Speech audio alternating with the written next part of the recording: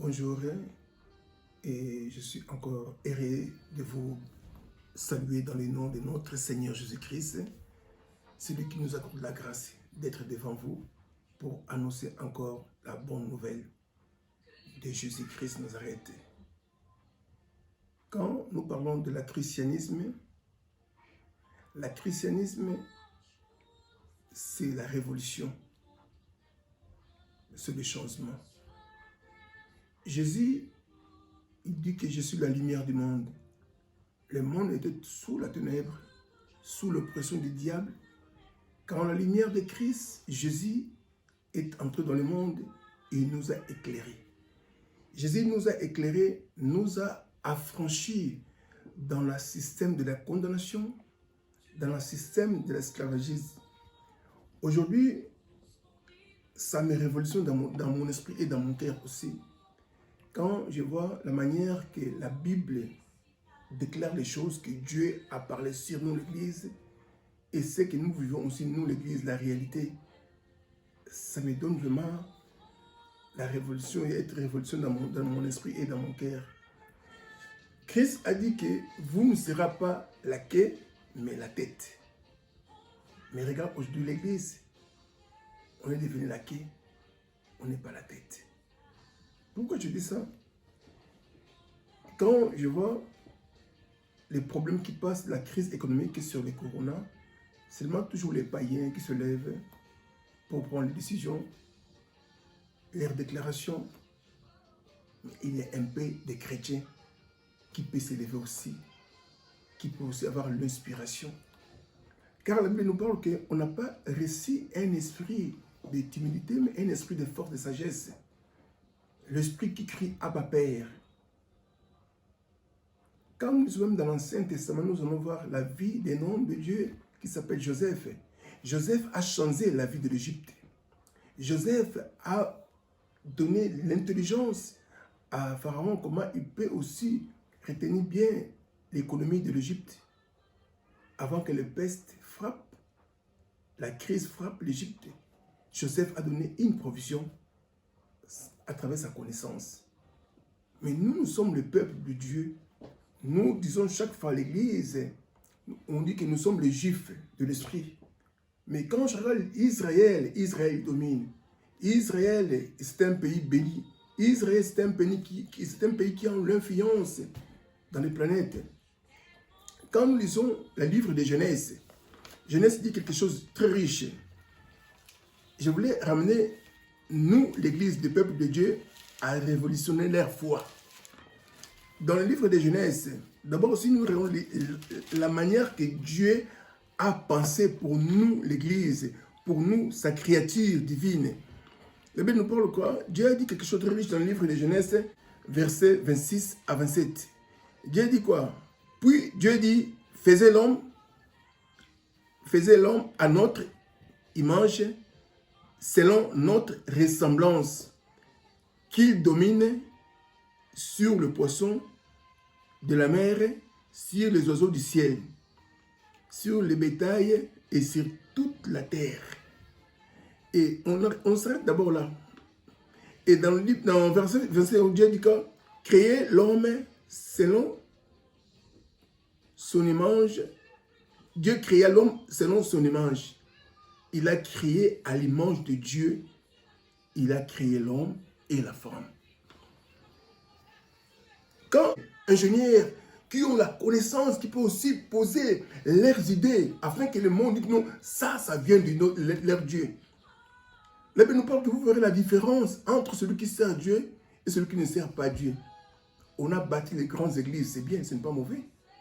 Mais est-ce qu'on a aussi les entreprises qui peuvent être le poumon pour nourrir les églises?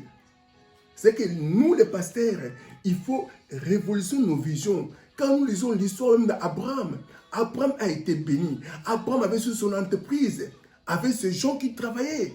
Abraham était aussi productif. Mais nous se limitons seulement avec des mabonzas. Le dîme, ce n'est pas ça la vision qui nous a appelés. L'église doit être opérative.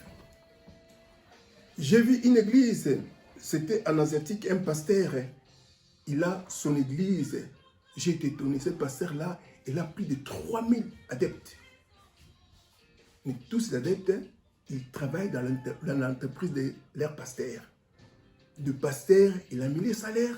Et même les gens-là qui travaillent, ils donnent l'offrande, ils donnent les dîmes, et l'église a été devenue prospère. Et quand j'ai vu ça, je me dis, regarde les gens qui ont la vision. Et le pasteur, il a créé des entreprises pour les adeptes. Il n'y a aucun indigent. Mais regarde maintenant, nous, nos églises, surtout africaines, on est limité avec à construire des bâtiments. C'est bien, mais quand tu construis des bâtiments, après tu vas pleurer encore. Donne-moi l'argent pour payer les courants. Donne-moi l'argent pour mettre ma suite. Donne-moi l'argent pour aider. Mais non, il faut avoir l'esprit de la créativité. Moi, je conseille à tous les pasteurs, avant de bâtir de gros bâtiments, apprendre d'abord à construire des entreprises pour être opérationnels. Cette entreprise peut créer un grand temple de Dieu. Ne limite pas encore de faire les concurrences, de construire les églises pleines au Congo, ou bien ici, mais créez-nous d'abord les entreprises qui peuvent être comme le poumon pour alimenter nos églises, pour aider les pauvres, pour aider les gens qui manquent, pour assister même les veuves, pour assister même les orphelins. Mais si aujourd'hui nous sommes limités, on a construit un grand bâtiment, c'est bien, après le passé tu te mets debout, donne-moi, donne-moi. Tu vois que nous créons une église limitée.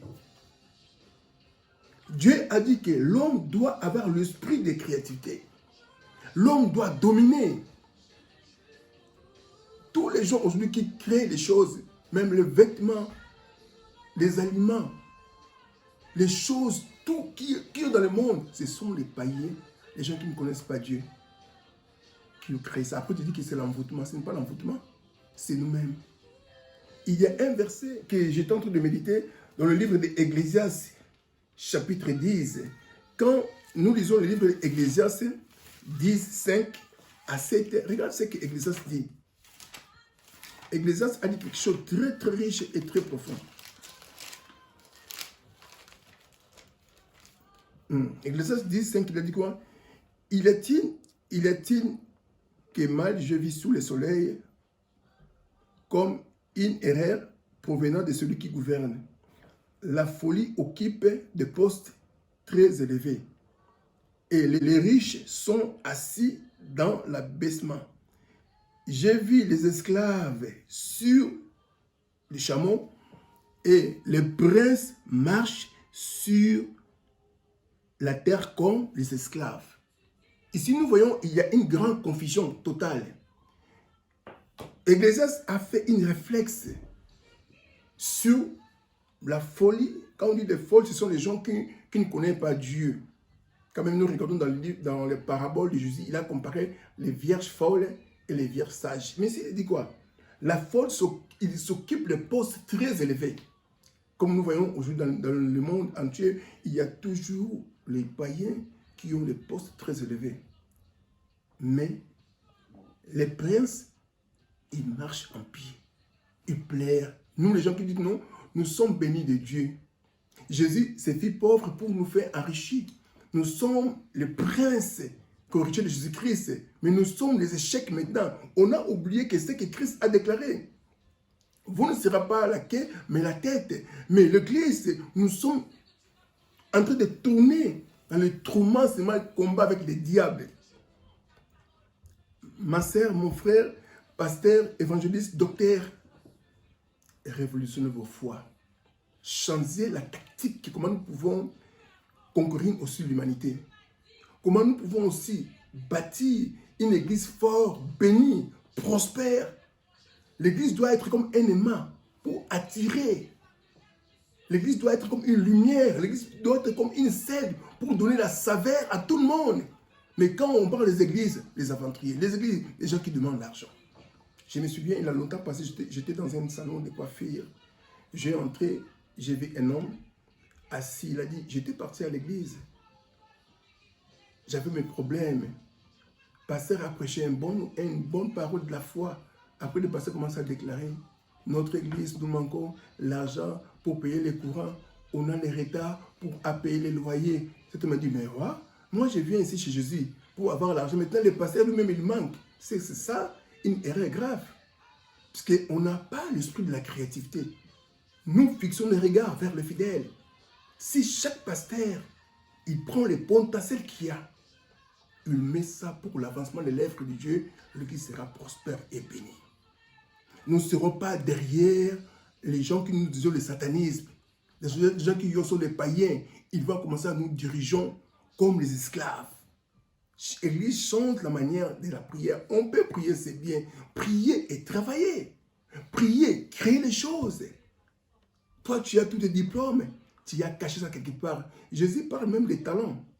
Des choses des talents. On parle de nos talents. Que Dieu nous a bénis avec cela. Lisez bien la Bible. Un jour, Jésus a manqué avec Pierre l'argent de payer des impôts. Il a fait retourner Pierre dans ses talents.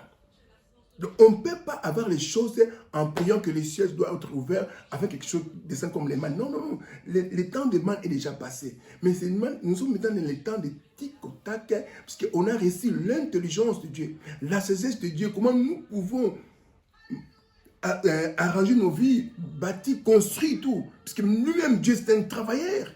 Dieu a créé l'homme dans son esprit. Après que Dieu il a réalisé avec le poussière pour fabriquer l'homme dans son atelier. Donc Dieu aussi, c'est un travailleur. Après, il a placé l'homme dans la terre pour cultiver la terre. Donc Dieu veut que nous travaillions pour l'avancement, pour ne pas manquer, même les choses pour manger. Ne reste pas limité en priant, en priant, en priant.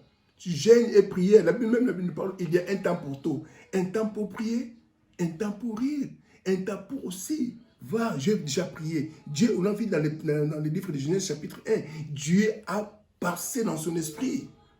L'homme doit être comme ça. Après, on a vu dans le chapitre 2, Dieu a commencé à fabriquer l'homme dans les poussières de la terre. Si nous voulons aller plus loin avec le Seigneur, frères et sœurs, on a prié beaucoup. On a jeûné beaucoup. On a fait beaucoup de campagnes. On a fait des affiches grandes, des affiches petites. On a mis des cravates. On a mis... Maintenant, c'est le temps de construire les choses afin que nos églises aient aussi une poste très élevée. Sortons dans la misère. Sortons dans les évangiles de demander. Il faut, les églises doivent être sur les poumons pour le monde. Christ a dit que nous sommes une lumière du monde. Regarde, notre lumière s'est mise à cachette. On a beaucoup de talents que le Seigneur a mis à nous tous. Chaque personne a fait même des écoles. On est limité. Tellement Dieu m'a appelé pour travailler. Toi, Dieu t'a appelé. Et l'autre, Dieu t'a appelé. Mais qui sera l'ingénieur? Qui sera avocat? Qui sera un vrai juge? Sinon, pour nous-mêmes, le monde est corrompu. Parce que ce sont des païens. Ce sont les gens qui connaissent Dieu. Il fera l'œuvre sur la terre avec la justice de Dieu. Changer notre manière, notre vision envers le Seigneur. Si nous lisons le livre des Romains, Jean 10, Christ a dit quelque chose de très riche. Il a dit que je suis venu ici afin que mes brebis qu'il aient à la vie en abondante. La vie en abondante. Sortez-vous avec les évangiles. Je suis dans le désert. Non. La volonté du Seigneur fait que nous serons une vie en abondante. Pas une vie moitié, mais en abondante. Puisque Jésus a payé notre dette sur la croix. Il a dit, tout est accompli. Tout est accompli. Jésus a payé notre dette. Donc Jésus nous a donné l'intelligence pour bien soigner notre corps avec la réflexe. L'intelligence, puisqu'on n'a pas reçu un esprit qui a l'intelligence, plein de connaissances. C'est ça que j'aime au jugement et révolutionner nos églises à changer notre manière de vivre, et surtout dans la médiocrité. Pour Psaume 119 et 130, ici, Psaume dit quelque chose de riche encore. La révélation de la parole de Dieu est claire. Elle donne aussi l'intelligence au simple. La révélation de tes paroles est claire. La parole de Dieu doit nous éclairer. Pourquoi? D'abord, la parole est une lampe pour nous éclairer. Christ a dit, David a dit encore dans les psaumes toujours 119, verset 5, il a dit, ta parole est une lampe sur mes pieds. Si nous voulons bien diriger nos vies, dirige nos vies avec la parole, avec l'intelligence et la connaissance. Ce n'est pas en priant, en criant comme les gens de Baal. Il n'y a pas un changement. Moi je dis, cette chose qui est passée pour le coronavirus, ça peut nous donner l'intelligence. Regarde, toujours quand il y a un rassemblement, ce sont les païens qui parlent, qui ont l'intelligence, qui peuvent recréer. Mais est-ce qu'il n'y a pas un jeune chrétien qui peut être un scientifique, qui peut être même celui qui a fait la chimie? Et on n'a pas. Toujours des païens. Ils votent leurs lois. Toutes choses là, c'est pour nous donner aussi la réflexe de bien arranger, de bien orienter nos vies très bien. De bien arranger, avoir une provision. Même, vous regardez, je lis un passage dans la Bible, toujours dans l'Ecclésiaste. Le roi Salomon a développé l'intelligence d'un fourmi. Il a dit les fourmis, avant que l'hiver vienne, il prépare sa provision. Avant que l'hiver arrive. Quand l'hiver est un symbole de froid, quand ta vie, il n'y a pas la joie, il y a le froid. Qu'est-ce que tu as provenir comme une provision? Les fourmis a une petite cerveau. Il a cette réflexe. Mais toi, tu te créé à l'image de Dieu. Regarde ce que tu domines. Ou bien c'est les démons qui te dominent. La pauvreté qui te domine. La maladie qui te domine. Dieu t'a créé de dominer sur toutes les espèces. Sur les espèces qui sont dans l'eau et aussi tout ce qui est dans l'air. Dieu t'a donné cette sécurité-là.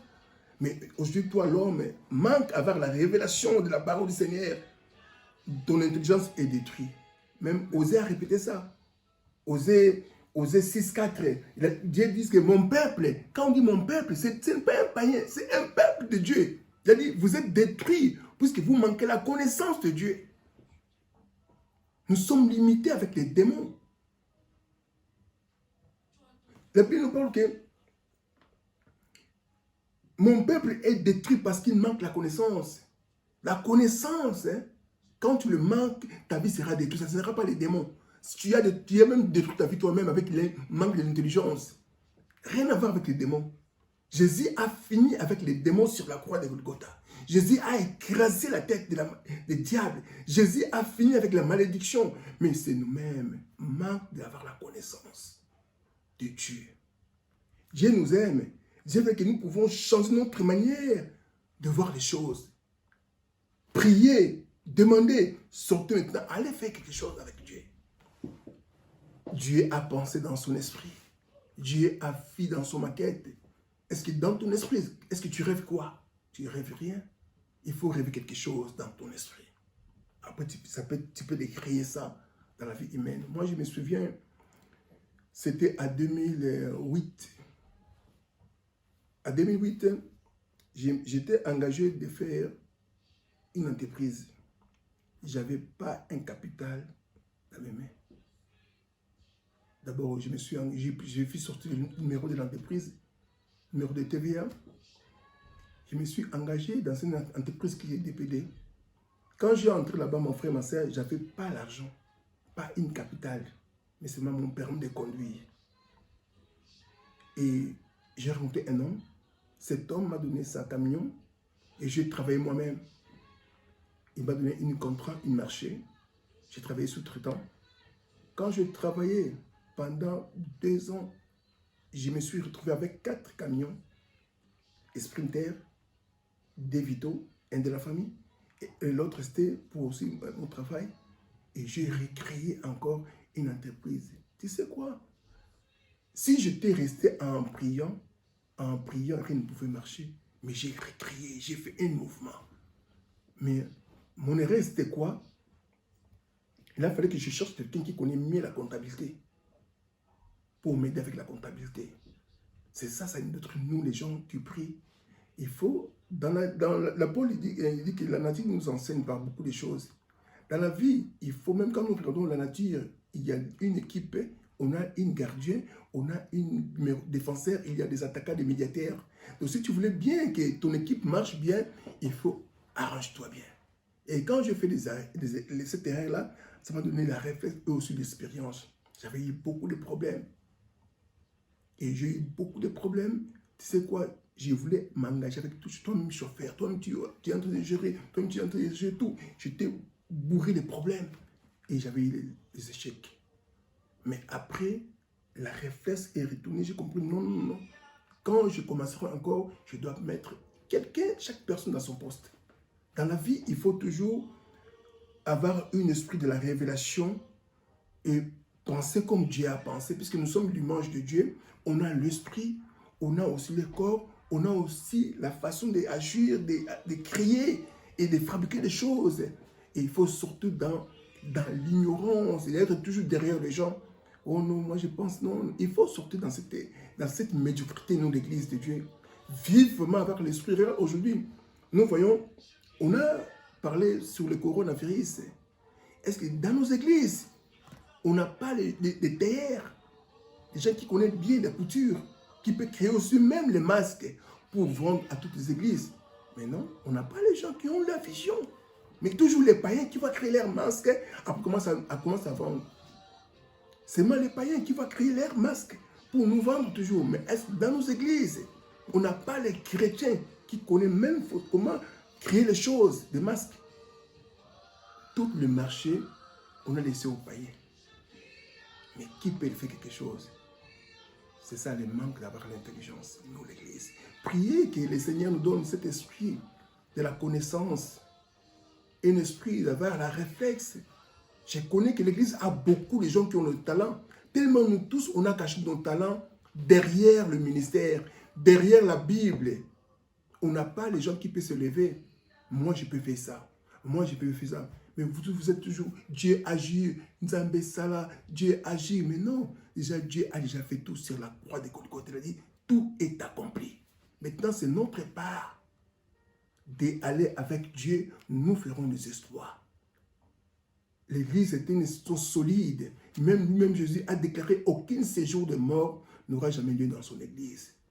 Toi, tu es une église, tu es une partie de l'église. Qui est l'église? Ce sont les gens qui ont la révélation. Jésus a dit à Pierre, c'est cette roche que je bâtirai mon église. Nous tous, nous composons une église de Dieu. Nous sommes une institution solide de Dieu. Quitte à nous d'être révélés, de comprendre la sens de l'Esprit de Dieu pour nous soutenir comment nous pouvons aller de mieux à mieux avec le Seigneur. Que le Seigneur vous bénisse. La prière d'aujourd'hui, je vais vous parler. D'abord, nous pouvons lire dans le livre des Romains 8 pour terminer notre exhortation d'aujourd'hui.